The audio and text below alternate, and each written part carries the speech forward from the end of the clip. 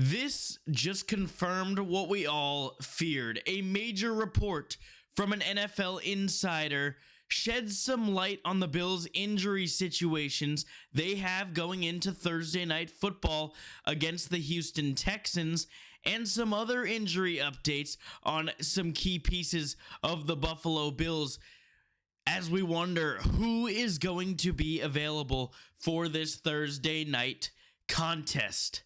Hello everyone and welcome to Bills Digest. Josh Schreiber here, and in today's video I'm going to give you guys everything you need to know on the injury front on both teams as we inch ever so closely to this Thursday night football game, the Bills' first time playing Thursday night football this season, which feels a little weird. It feels like we normally get that earlier in the season, but no complaints here.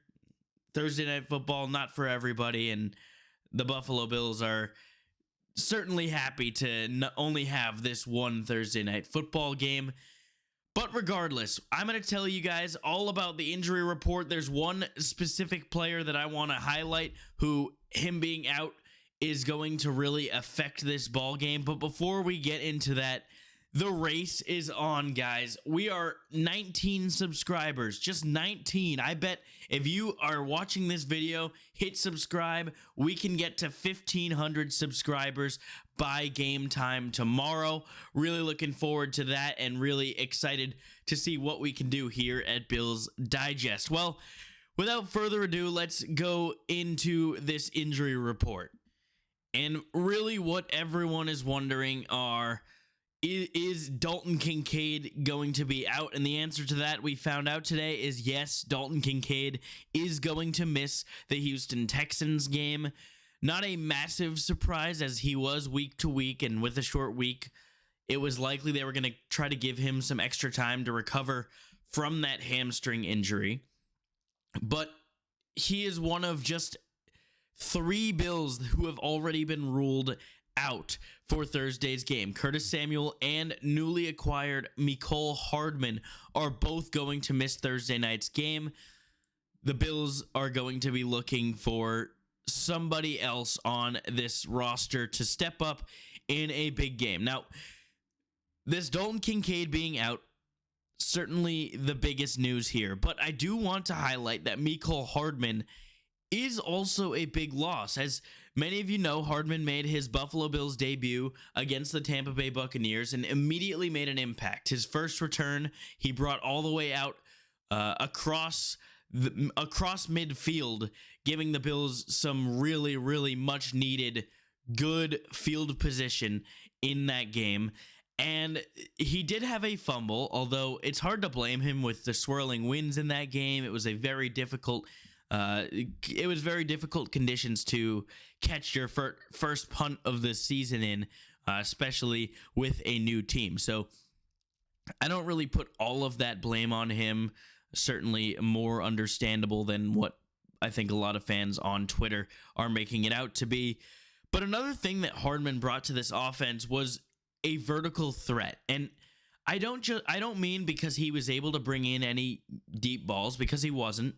He did have one instance where Josh Allen looked to him deep and he was not able to bring it in, but just the fact that he has this speed and he can pose a threat to the defense, they have to respect that, which is going to open up the rest of the field. And that is what we saw right away with Mecole Hardman, running deep routes down the field, opening the middle of the field for guys like Gabe Davis, guys like Joshua Palmer,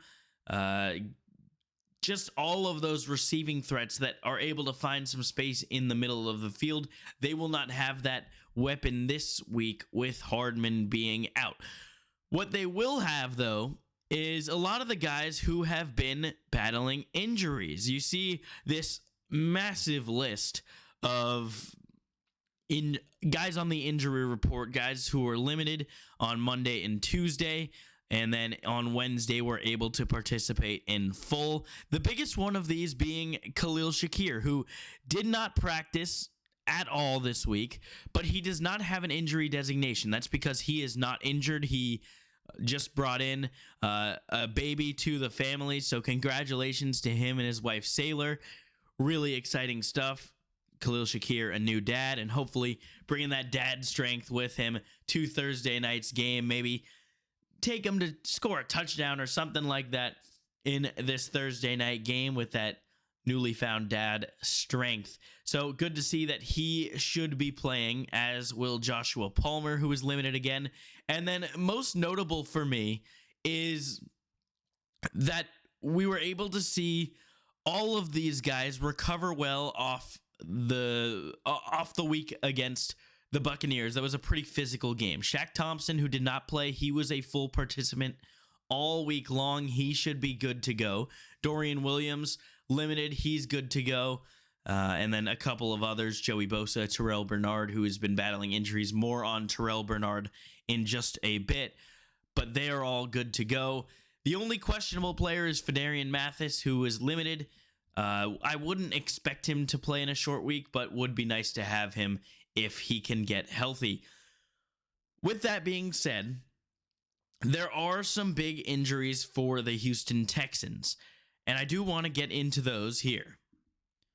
And most notably is that they will be out CJ Stroud, their starting quarterback, against the Bills. He has not cleared concussion protocol yet, so it'll be Davis Mills that gets the start for the Houston Texans. Now, Davis Mills is an interesting character in this Texans offense because they're 2-0 while he's been the starter.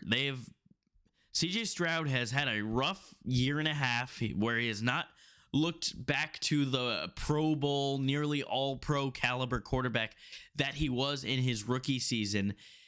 Davis Mills has come in and done a really, really nice job as a game manager, getting the ball to his best weapons in Nico Collins and Jaden Higgins, the rookie receiver from Iowa State, Dalton Schultz, and he has done a really nice job. So this is not necessarily your average backup quarterback. This is a guy that has a real chance to start some NFL games next season if he continues to be successful.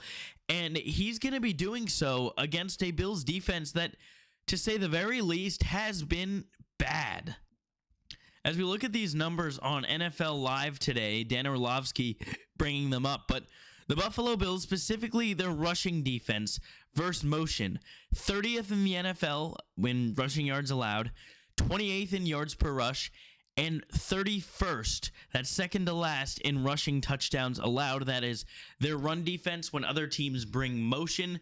Look out for that in this game because the Houston Texans, they're not known for their run game, but neither were the Tampa Bay Buccaneers, and Sean Tucker absolutely torched them defensively. So something to keep an eye on. They've got a rookie, Woody Marks, to go along with Nick Chubb. Those are going to be the two main characters in this backfield for the Houston Texans that are going to pose a threat.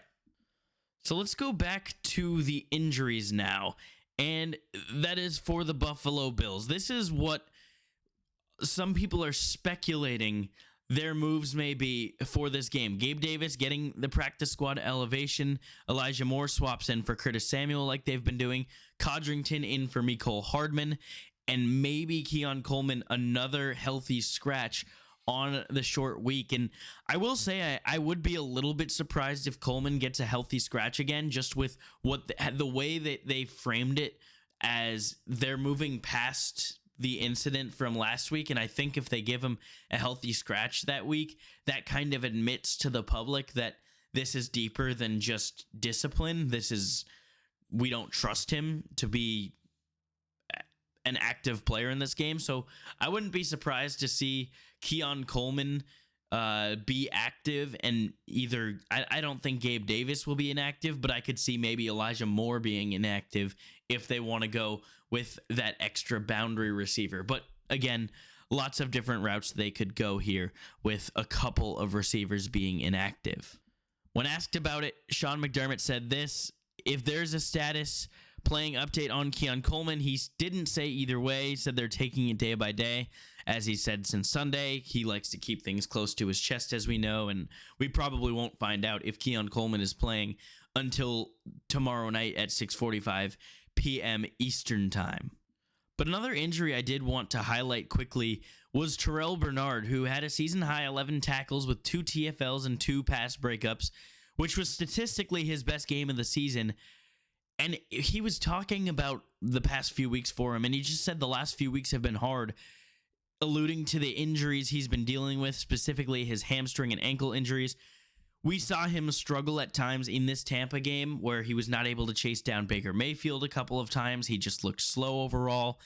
That is a real concern for me. I think they need to get him healthy, even if it means having him miss a few weeks. I think you can get by with Shaq Thompson, Matt Milano, and Dorian Williams right now. And honestly, we're playing for the playoffs at this point. I don't see the division really being at play right now. Let Terrell Bernard get fully healthy, because when he's fully healthy, he's a menace. Obviously, we don't know. Maybe it's something he needs surgery for, and he's not going to be healthy this year. I certainly hope that's not the case, but regardless, something to keep an eye on, and hopefully he can get back to himself, because Terrell Bernard is a really, really good player when he is healthy. But let me know what you guys think in the comments. What are the Bills going to do at wide receiver? Will Keon Coleman be inactive again? Let me know. Hit like, subscribe. Let's get to 1,500 subscribers by tomorrow night, by game time. We'll see you next time here on Bills Digest.